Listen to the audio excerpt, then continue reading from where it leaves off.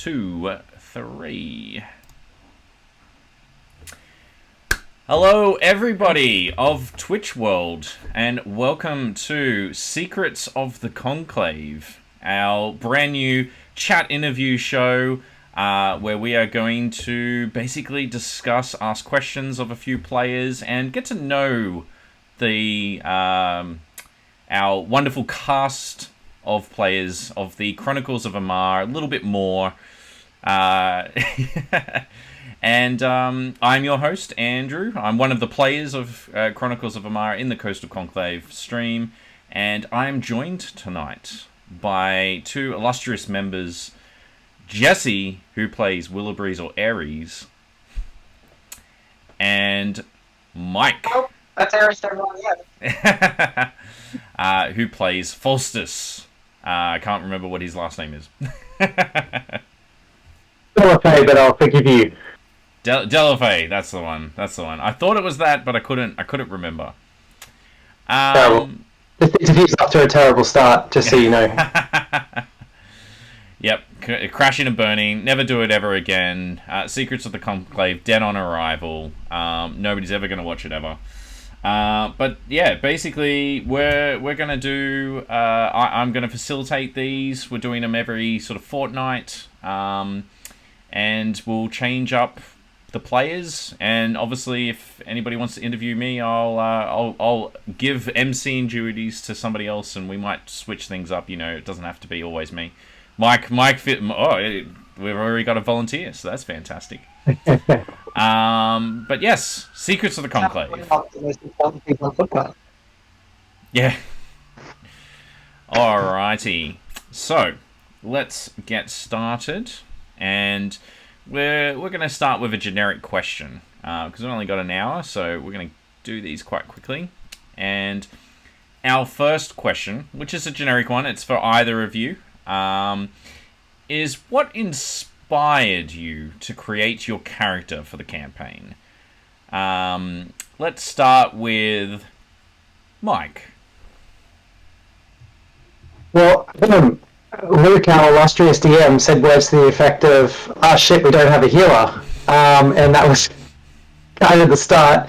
We had two clerics and none of them took any healing spells, so there was a lack of support. But when we were talking about the characters that were already there, we had the idea of some muscle and some frontline fighters and things like that. But I just had this idea about a priest, a healer style character, and with Amarr, I really like the idea of being able to create in the world. So I had this idea about a small a character who started as a small boy who was sort of a foundling presented at a religious enclave, and he would grow into somebody who is the character that becomes Falstas, doesn't know who his family is, apart from the Church of Eldeth. And so at the core though, it really was it started with that seed of, okay, well, everybody wants to blow stuff up and we need somebody who can keep people alive. And that was the inception of Faustus Delafay, elven priest of Eldeth. Was it? I think you were telling me, and I'll riff off that a little bit. In that you kind of did that role in World of Warcraft, I believe. You were like everybody else was doing DPS and tank, and you were just like, I guess I'll be the healer then. Yeah, more or less. So in World of Warcraft, I largely played a priest who was a dwarf. That's the only thing that's different. But interestingly, his name was Faustus, but that really wasn't. So, even though it's directly correlates, the name just seemed to be the right name. And so I leveled playing Shadow Priest, of course. And probably my favorite time was playing Discipline Priest. I like that mix of being able to basically throw out some Holy Blast and do some healing and stuff. But in a lot of ways, I quite like how priests exist in that lore, and so that's why technically by the rules I'm a divine soul sorcerer, but I'm role playing as a priest, and very much sort of modelled on that idea of a I guess a holy priest from Azeroth and World of Warcraft. Love it. Well, thank you, Mike. And I think it's Jessie, your turn. Tell us how did Ares come into being? All right. Well, hopefully there's no lag, so this doesn't come out weird. Usually when I'm about to like start making a character, I don't even look at what the party was previously. I'm like, Mike, it's like, oh, there's gonna be 3 druids on the team. I want to play a druid, so I was gonna go like whatever I wanted, sort of straight off the bat. But Ares, like Willow Breeze, I was just trying to think of like avoid the edgy characters. Like I'd be something sort of like that brings a bit of humor and a bit of funniness. And I've always wanted to play a centaur. And I'm like, oh, what's a fun twist on a centaur? And I'm like, I guess just a tiny miniature centaur will be like pretty funny. It'll bring a little bit of visual humor into the group. But like I find I'm always trying to like make characters that are always just not your stock standard adventurer. Like there's another campaign I'm currently in, and it's like, oh, I want to play like a zombie that's got like a zest for life, and it's always like I'm trying to like pick like one thing and then make their personality or make their key like feature completely opposite to what that's meant to be. Yeah, I like it. Centaur meant to be regal, large, and imposing, and I was like, oh well, I'll just have a tiny one. Yeah. So that was pretty much it. The class was second thought. It was like, it needs to be something. What makes the most sense? Yeah, no, it's good. I think Pocket Pony Centaur is just like this really out there, but very unique. I don't think I've ever seen a pocket-sized Centaur in any other workings. I could be wrong. Other people could tell me otherwise. Hey Andy, I wonder if Luke would allow Amar to become a bit of a mashup between his world and that of Skycraft from Viva La Dirt League, because I think now that I think about it, having a horse pocket that I could put Ares in would be like amazing, If no one knows the horse pocket reference, we'll link the video to Viva La Dirt League's Epic NPC Men episode where they talk about horse pockets. It's pretty good. Love it. Awesome. Well, thank you both for your answers on that one. Let's have a look. What is the next one? Here we go. This one will be very, very telling. Very telling. And it's going to be annoying and not fit quite right in that box. So let's just shrink that down a little bit. Definitely should have done these pre-card, but we're going to add in the text, and it is, at this stage, what do your characters think about the others in the party? I know we're only 2 sessions in, but Jessie, we might start with you on that one. Alright, mine's relatively easy to answer. Ares acknowledges that there's other people in the party, but it's not like everyone has an equal vote, everyone is like their own individual person. Towards Ares, he's the leader, he's the adventurer, he does all the good things, and everyone else is just a backup for someone to like bounce his ideas. And yeah, he's definitely very himself focused. Yep. Yeah, very self-centered. He believes he's the center of the party and he's the leader of the party, even if that may or may not be true.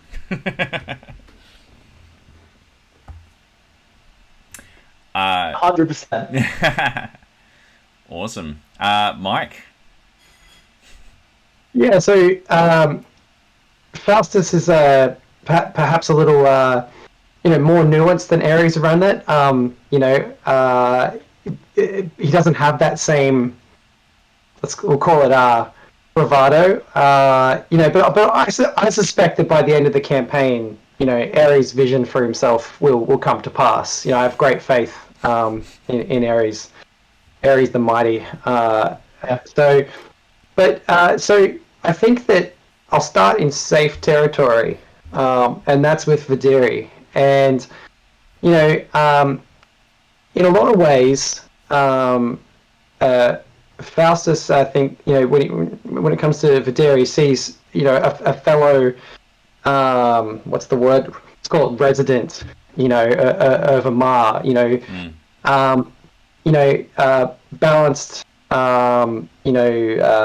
not a chaos bunny, although that's probably kind of more meta, but but someone who knows the lay of the land. Then you've got Ares. Well, Ares, even though my role was not very good, strikes me as perhaps not as experienced in the world, but has a great zest, for adventure, and can get behind, anyone who's looking to, make themselves, in the world. The fact that, he may or may not be as he says he is doesn't really matter to Faustus. He takes people as they come. When it comes to Lilliput,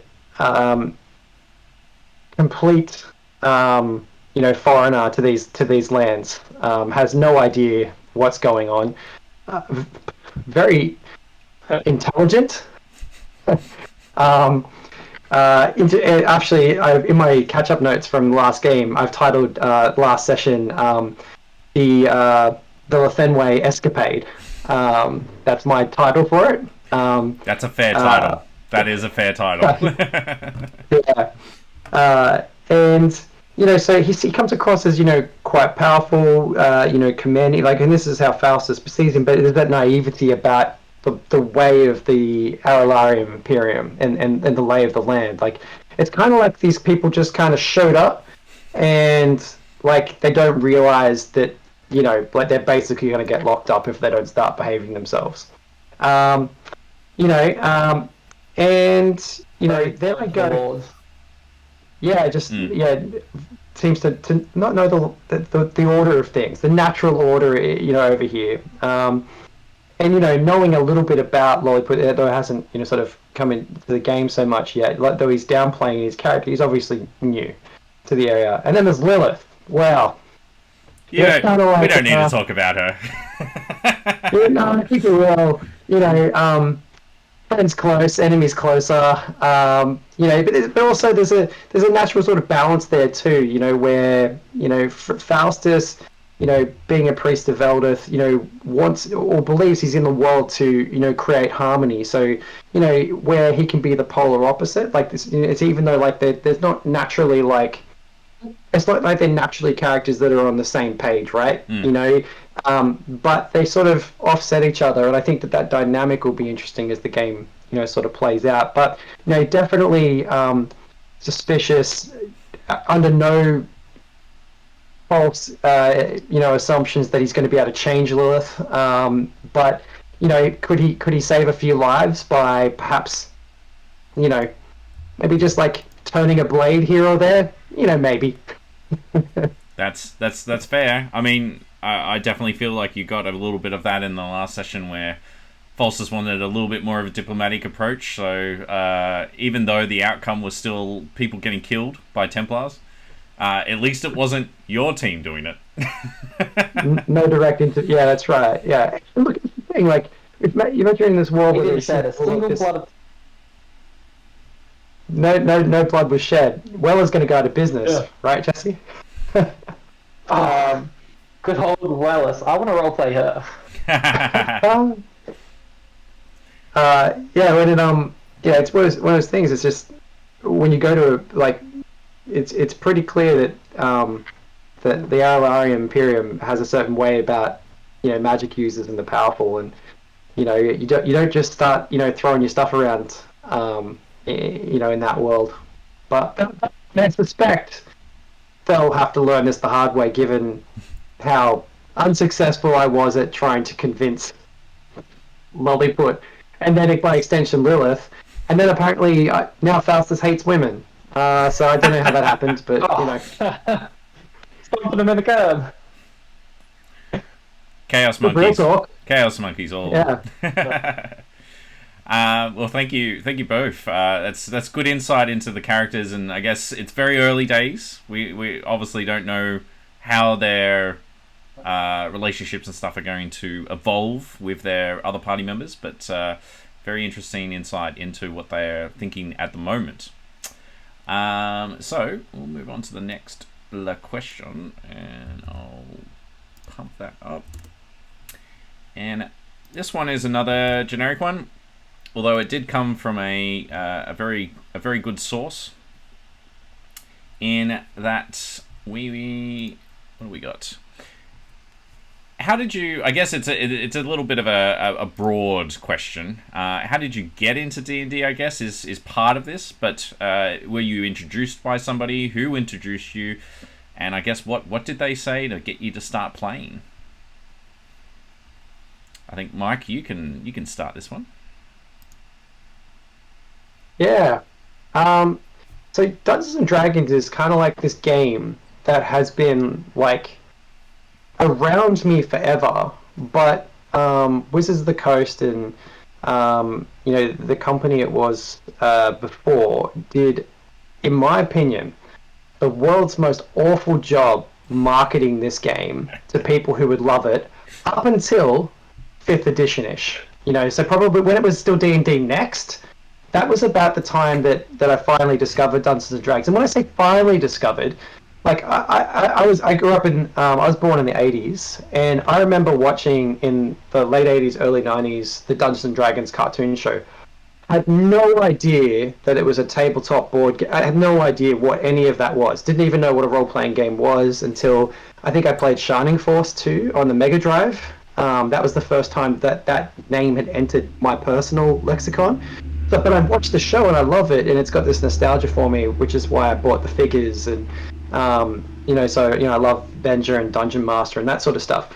And then I was a comic book nerd growing up, so in heaps of comic books, there's ads for the Robotech tabletop game, Warhammer, all this other stuff. But because none of my friends played it, there was no one in my school who did it. Then there was I didn't have an older brother who played or whatever.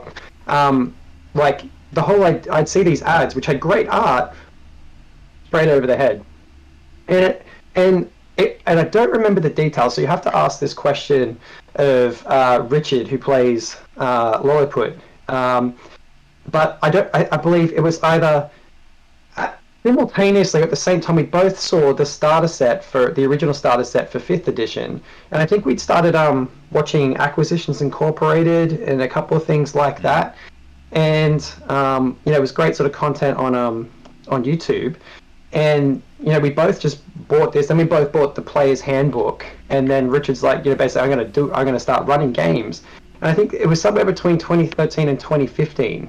So in the scheme of things, haven't been playing all that long, although I guess it's almost 10 years, but that's not decades like yourself, Andy. But so that's how it sort of came to be. It's like basically Wizards finally worked out how to market Dungeons and Dragons to people who, and here's the funny thing is I remember saying words to the effect of to Richard, words to the effect of like, this is the game that I felt should have always been in my life. I don't know where it had been and why it took so long, like 2013, 2015, to show up. But it's literally the meme, where have you been all my life? Literally, yeah. Have been playing ever since. Richard just put in chat, D&D, otherwise known as Satan's Jenga. For those of you from in the 80s, there was obviously the big push in America about the Satanism about it. Panic. So, Panic. Yeah, Satan Panic or whatever they called it. Devils in it. Yep. Therefore, Satan worshippers, and especially that metal music. And anyway, thank you, Mike. That was really good. I guess Jessie, how did you get into D&D? Who introduced you? Yeah. What did they make you say to get you playing? That kind of stuff. Well, there wasn't much like Mike. There wasn't a lot of people that were just directed me and been like, hey, let's go do this or let's go do that. It was, since I only started playing about 8 years ago, I only found it through YouTube. And then I was like, oh, this looks kind of fun, because I must have been watching some Minecraft video. I think it was the Yogscast. And then the Yogscast did their own D&D campaign. Mm. And I was like, oh, this sounds like a lot of fun. So since none of my like friends knew how to do it, or everyone sort of like heard of it, but no one ever really played it, I was like, all right, everybody, I'm going to run this D&D game. I'm really keen for it. Had absolutely no idea of the rules. Just had an idea of like trying to mimic what Yogscast did. So like I remember as I was DMing, but people did whatever they wanted.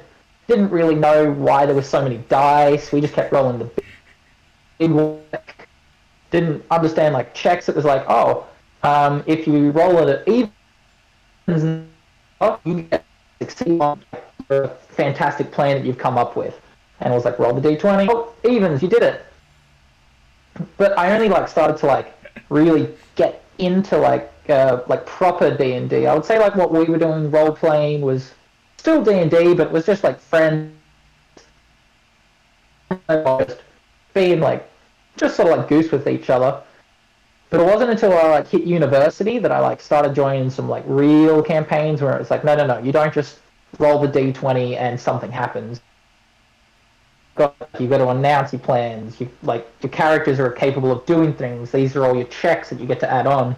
All that didn't come about until I was in like university. So even maybe like 5 years ago. It's just been track sort of campaigns here and there.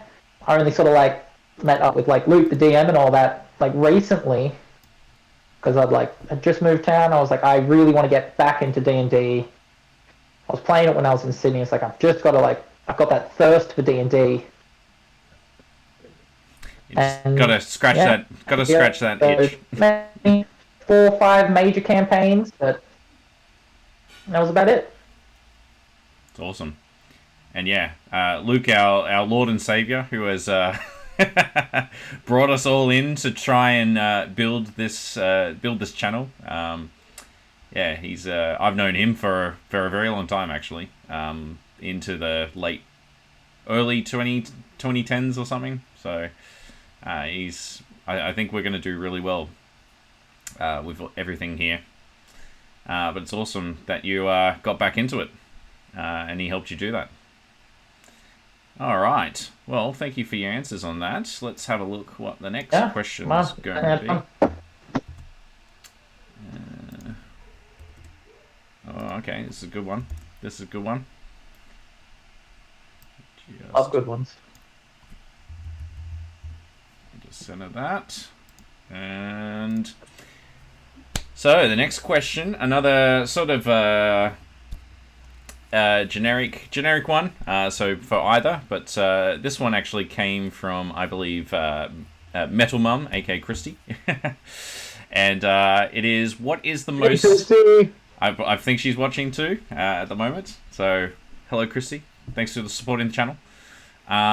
What is your most memorable moment that you've experienced while playing D&D? You have to choose one. Sorry. Your top pick. Mine's a Pandelva. First game, Richard's already laughing. Exploding horsecock. Dean Catley was, a friend of ours was playing, and basically decided to use I think it might have been a fireball spell or something, but basically he ignited the guts of a horse in that first sequence before you go into the caves. Yep. Blew it up, and then he did an investigation check to find the penis of the horse, which he then turned into a necklace and hung around. Yeah, and the game's matured a little after that, but although the minute you ask the question, exploding horse cock. So that's exploding horse dot. Yeah. Yeah. And funnily enough, you have mentioned this before, so it's obviously it's in there. It's a core memory. I cannot separate that memory from my experience of playing Dungeons and Dragons. And there've been many great moments, but the minute you ask, that is the first one. There's a close second from the same one, but yeah, that's the first one. Nice. Well, thanks, Mike. Jessie? Just because I lagged out a bit, could you just hit me with the question again? Sorry. Oh, I sorry. heard all mics about like exploding horse Horsecock? bits, and I was like, What a- all right, what was the question based on that response? Most Like, all right. most memorable D&D moment that you've ever experienced. Just one. What is the thing that really sticks with you? No, I'm lagging out. Most memorable. Most memorable moment. Most memorable. Yeah. Well, it wasn't that we did anything crazy or outlandish, but it was during one of my first major campaigns at university. We were getting interrogated. I was playing some cleric of like Ilmater, just some like real sort of like stuck up kind of guy.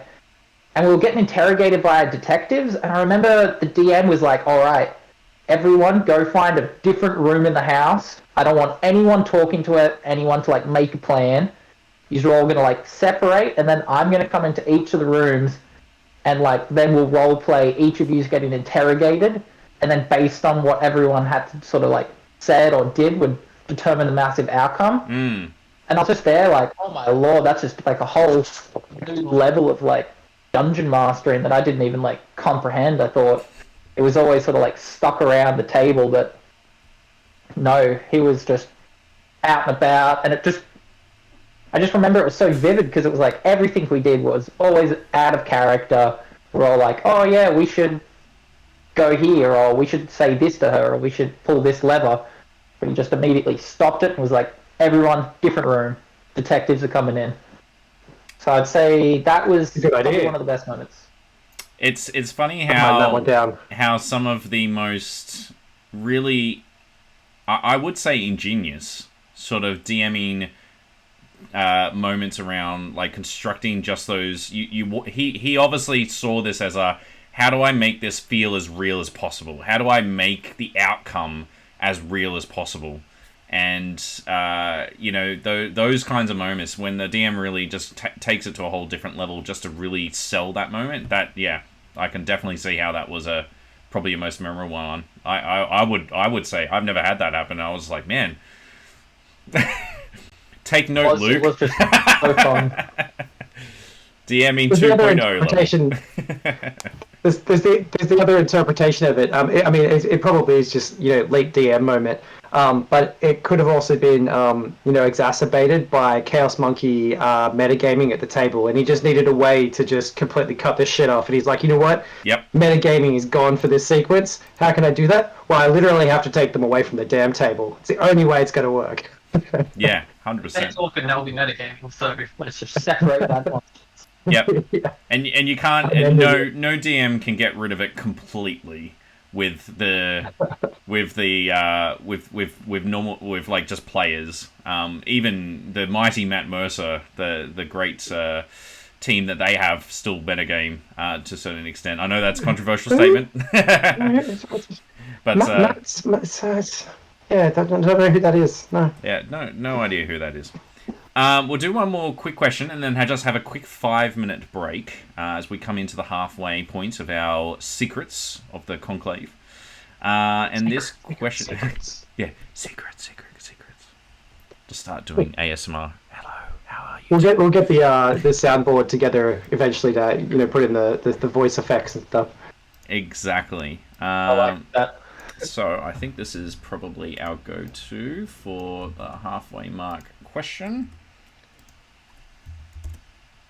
And your lag seems to... I mean, I'm touching wood, by the way. Your lag seems to have baited a little bit, Jessie. I figured out a key is I've just minimized Discord, so I'm not actually seeing anything. I'm just seeing my blank sort of computer screens. So it's like, it's not using its internet powers on streaming. It's just doing whatever it needs to in the background. Yep. Video's a little bit better, audio's a little bit better. Can't complain. Except you just froze, but we can still hear you. So this question, I think this was another Metal Mum question. What aspect of D&D do you find most captivating and why? We'll start with you, Jessie. Most captivating aspect. I'd say, and it's one of the true like core elements of Dungeons and Dragons is I like the idea of exploring someone else's creativity and then in conjunction with your own just creating a whole massive story. The fact that like there's no place called Amar and all this world that Luke's made, there's no like source book for that, there's no like movie or TV show that he's like, oh, this is exactly this.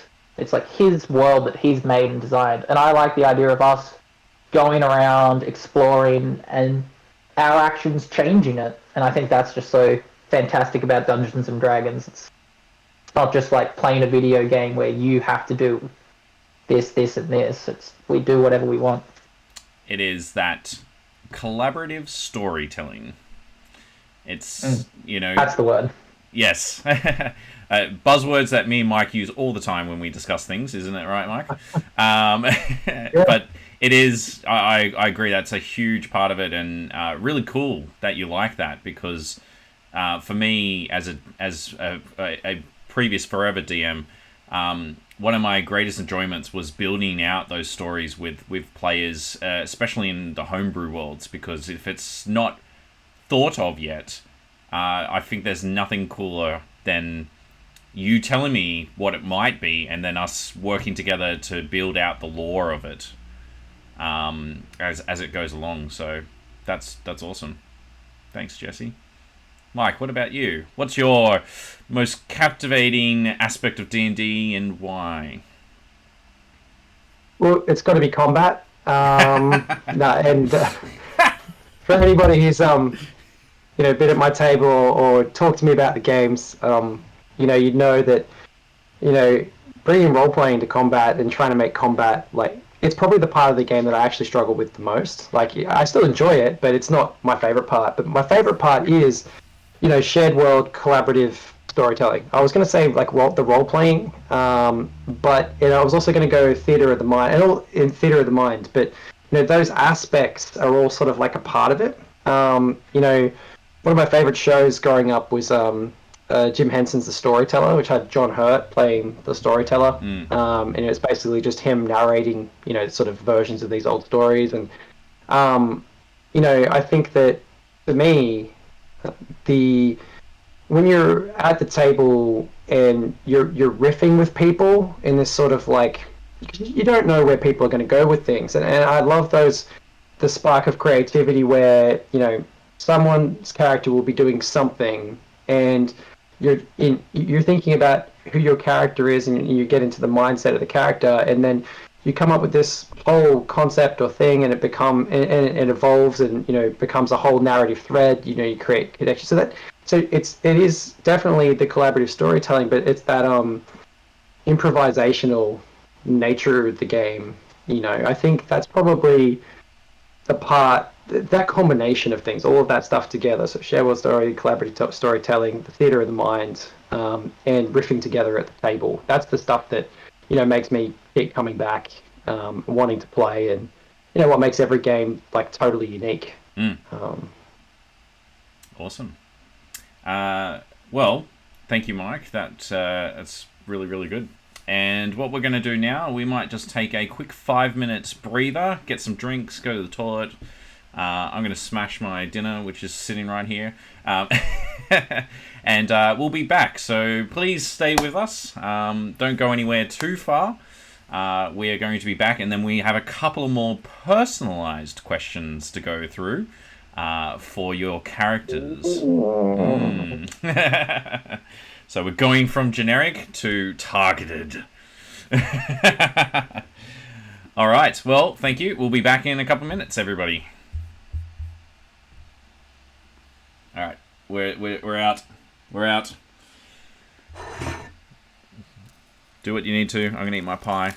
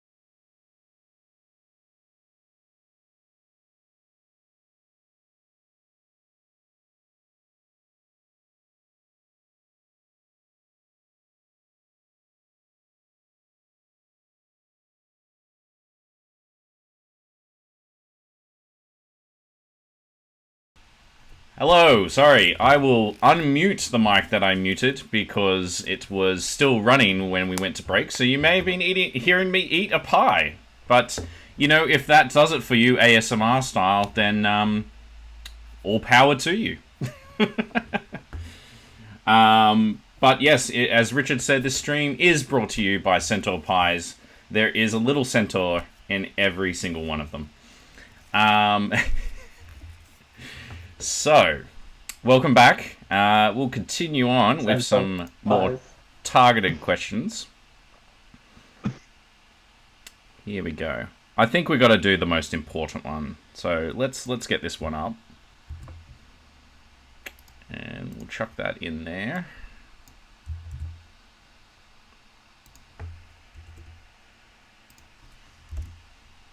And we'll just do that, and hopefully... Nope, that's not going to fit. Oh, it kills me every time. Shrink it even further. There we go. Might be a bit hard for people to see, but it is a very long one. So this question comes hot from the desk of Lolliput Lothenway, aka Richard, another player at the table. He would like to know, Jessie, this one's for you. Does Ares wear horse undies? And if not, does the rest of the party / world just see his pony junk? And how did he navigate this in the halfling village?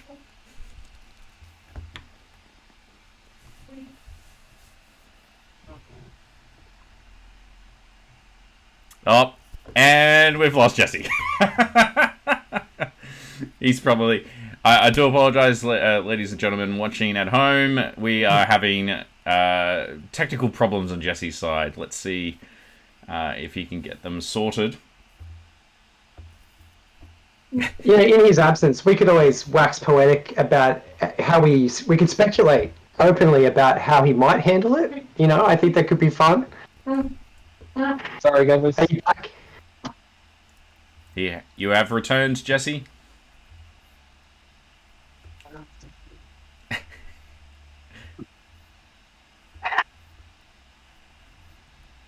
Your adoring public needs answers. It's kind of not still struggling, sorry.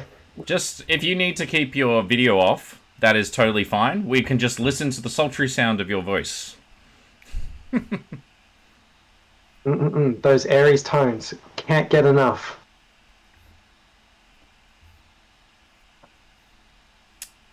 How you doing there, Jessie? Good?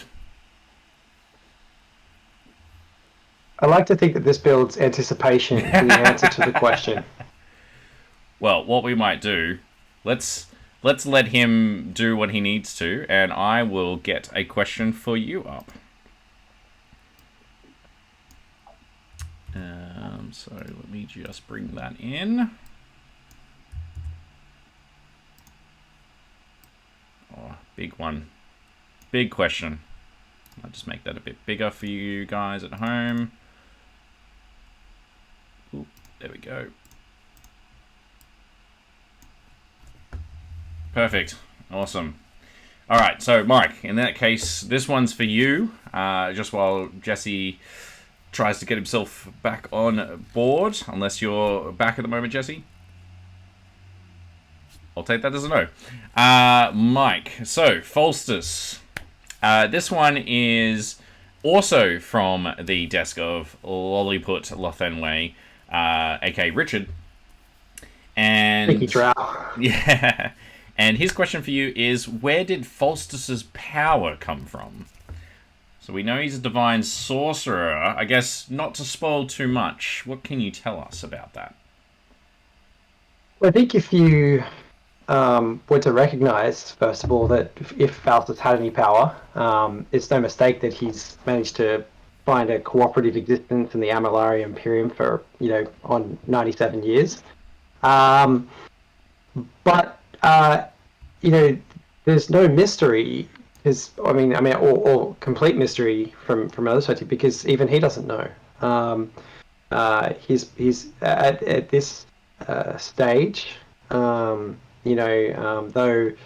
I have narrative ideas, but Falstas himself does not know. I think that you know, after a few, you know, breakfast wines, you know, after his early morning meditation, you know, if you're heading down there and you look at him up a little bit, you know, he'd probably talk mostly about Eldith and attribute any power to her grace, you know, more than anything else. However, um, there may be more to that story yet to come. Jesse's back. I'm back. I said screw with the computer and I went straight to the phone. Hopefully it works. It seems to be pretty good now. So Mike was just regaling us about where Falstas' power comes from. A question from Lolliput, and he doesn't know apparently. I mean, truly, it's all in his hair, and his dashing good looks. That's where, you know, most of his power is coming from. But no, he doesn't know and puts it down to Eldest Blessing. Yes, nice. That's where Ares gets his powers from. His good looks. So going back to the question for you, Ares. So Lolliput posed: does Ares wear horse undies? And if he does not, is he walking around with his pony junk just out in the open? And I guess, how did he have to navigate that back in the Halfling village? That is a great question. So no, he doesn't wear any form of pants. The closest he has is like a green little cloth that goes over where like the saddle would be and has some saddlebags on it. And yeah, since he's a centaur, he can't really just visit the little local loo. You know what? I haven't thought about it. Let's just say he has to find a hole in the ground, secluded, hidden from everyone, and it has to be there. Because yeah, definitely no pants. Yep. But he wears a shirt, which is something. he's like. Hoping you're gonna... Sorry, you Mark. Yeah. There you go, Andy. Oh, I was just gonna say it's like every Disney character. It's shirt but no bottoms. Exactly, shirt but no bottoms. And like I won't be so descriptive when I'm talking about his level health. I know there was a big description about his like shoe horse hooves. Yep. Maybe he's like horseshoes, but that'll be about the from that end. Yeah. That's as far as you describe it. Yep. The people have their answer. That's as far as I describe it. Yeah. So Richard's response to that was, Lolliput now always be in front of the party and not behind, which is probably okay for you, right? That's what he wants. I mean, I think the funniest thing about it is currently Ares is at the is the one pull in the wagon with the other horses, so probably everyone has to look. That is true. Yes. Sorry, you did cut out there for a little bit, but yes, you are in front with the horses, so that's 100% right. No, we get the idea. All right. In that case, yeah. Thank you, Jessie, for your response there. We'll move over to a question for Falstas. And just fire that up. So this was actually sort of dipped in by our illustrious Dungeon Master, a Mr. Luke. He would like to know, Falstas seem to be quite familiar with Weller. How long have they known each other and why? And I mean, he might already know the answer, but he wants to give the people what they want. He wants good content, you know, and everybody thinks Weller and Falstas have something going on there. There's some lovers thing going on there. I mean, what? Yeah, you know, I think well, from what I know about Weller is that she's human and was described as a bit of a crone, an older lady, and so as Luke was describing this at the table, I imagined, kind of like a, Faustus cutting kind of a charming or suave sort of figure for, tall, good-looking elf, and how he might have, sort of over time, developed a relationship, with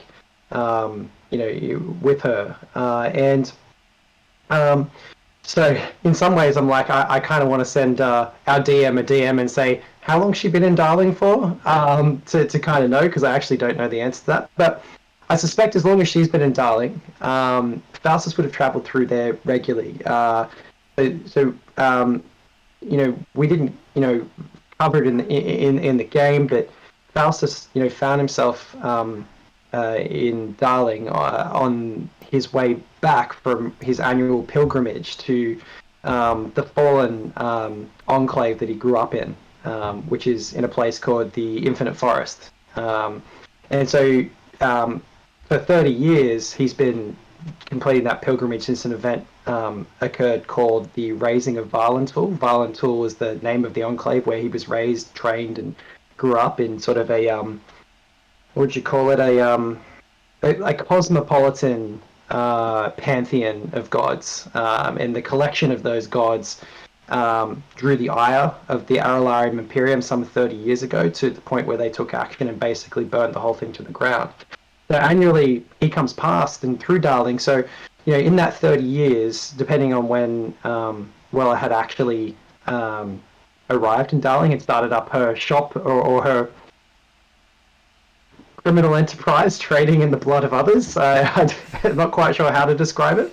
In that time, as he passes through, that would have been how he came to have that information. To come to know Weller, I should say.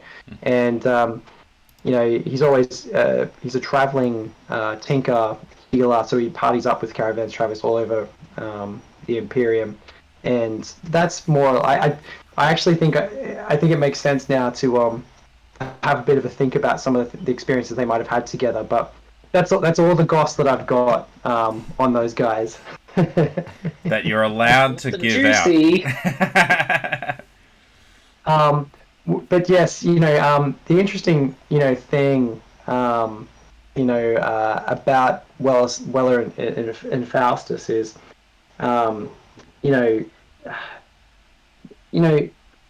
Falstas is, inhuman. We all know that elves live longer than some of the other mortal races, and that holds true here. But what's interesting about Weller is that, at least from my perspective as Faustus, is that she hasn't aged a day in that time we've known each other. And as long as I've been traveling to Darling, which is even before the raising of Valentul, she's been there quite some time. So I think there's more to Weller than perhaps meet the eye. Perhaps if we... That's what the blood's for, is the found of beauty. Oh, it could be. That's I guess something we can answer if we ever get back to Darling. We can maybe prod a little bit further into some of these interesting NPCs we've met in our first session or two. Thanks, Mike. That was really good. So this one was posed to Jessie, but I've just adjusted it because I think we could close out our secret first session or first episode or first conclave or secrets, whatever you want to call it, secrets of the conclave, secrets. With this question for either of you. We can start with whoever wants to jump in first. I think I finally solved my internet issues with 10 minutes to go, so ready to hit it. Ready to go. The most succinct, most clearest answer to anything so far. Last question. Get ready for it. There's not going to be a single lag. In that case, you're up first then, Jessie. And the question is, what do you enjoy most about playing your character thus far? One of the biggest things is I like making characters that are very polar opposite to me. So, for one, he's significantly shorter than I am, but that's like a It's not I hard. don't really mind that. Like, I was short once too when I was like 7. But no, I think the funnest thing about Ares is just playing around with, like, we described it before as like such a bravado. Like, he's just insanely confident. Confident. Like, even though he clearly tells tall tales and has a very misguided view of himself in the world. I just like role playing that is like, no. I'm correct. I'm pretty sure that everything that's meant to be happening right now is because I did it. And I think that's just really fun. It's awesome. Thanks, Jesse. Yes, and I think everybody is really enjoying their characters, and it's one of those things where making a character that's definitely not you is both at the same time challenging and also really cool to try and put yourself. It's like D&D is a safe space to sort of explore some aspects of personality that you wouldn't consider to be even remotely a part of yourself. Don't ask me where Lilith comes from. A very deep, dark, and angry place. Mike, same question to you. What do you enjoy most about playing your character?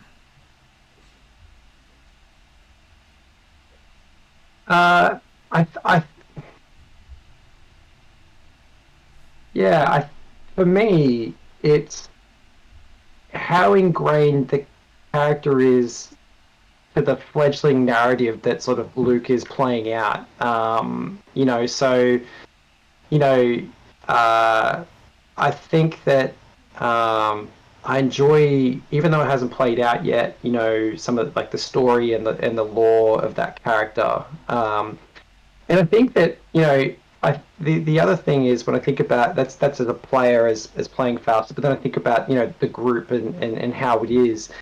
I have absolute faith that Vidiri would be able to steer this troop of absolute chaos bunnies. No doubt. But that there needs to that he has this sort of natural anchor to the chaos that would otherwise. Could you just imagine? And it would be very entertaining. And I think there should absolutely be at least a one shot or a sequence that just follows a very small adventure where it's just Lilith, Ares, and Lilliput. Okay, I think we need to give the people. I think we need to give people their cake at some point when it makes narrative sense. DM Luke, and I'll leave that to you to decide. And I'd just like to see what happens. A lot of stuff, but not a lot of good stuff. Yeah, reputation's ruined. Maybe some maybe the party drops by 3 characters. I don't know. But yes, I think those 2 things come to mind. As a player, I like the narrative around Falstas and how he fits into the world, and we've got this this event of the blight and how that fits in with sort of how the lore of Eldith and taking care of forests and all those sorts of things, and yeah, just that he has a natural sort of balance to the party, but also that it's almost like it feels a bit like a tour guide, because it feels like Lilliput, Lilith, and Ares are like new arrivals, recent travelers over here. They've just ignored all of the rumors and have just decided to just go hell for leather in this very authoritarian kingdom. And now he's like trying to do his best to keep him alive, and they're just like, no. Definitely a lot of fingers up. He gets mage hand, some prestidigitation to create like a figure, like a illusion of a thing, and he's just four fingers straight up. I think that's what I love about Faustus. He's he's become like the party dad. Yeah, perhaps. Awesome. Well, I think that's pretty much time for us. So I would like to I know it goes too quickly. An hour. We could Secrets of the Conclave should definitely run just as long as a normal session. Just us. 4 hours of glory. Yeah, just it does feel like we could keep talking for a lot longer. I really feel that. So, but this has been great. However, it is important that we keep some things for later, as we obviously as the story unfolds, it might be more able to talk about some key moments and bring up some background stories of your characters through the narrative that players might be it's revealed. But so yeah, we've got a lot coming, everybody in Twitchland. So thank you all. Well, very firstly, thank you, Mike and Jessie, for joining with me today for the first episode of Secrets of the Conclave. Thank you, everybody out in Twitchland, for doing the same, sticking with us, including Jessie's fantastic internet, which is all fine now. I'm not even on my internet. And that's why it's working now. But I really do appreciate everybody out there joining us for our first episode. We hope to do more of these. As always, get in the chat. Hopefully we'll get some social areas open up soon for you guys to be able to give some feedback and do some more chats to let us know what you think of the shows. And until tomorrow, we will call that a good night. And I hope you will see you on stream tomorrow. Thank you all for joining us today. See you all tomorrow. Sweet dreams, everybody.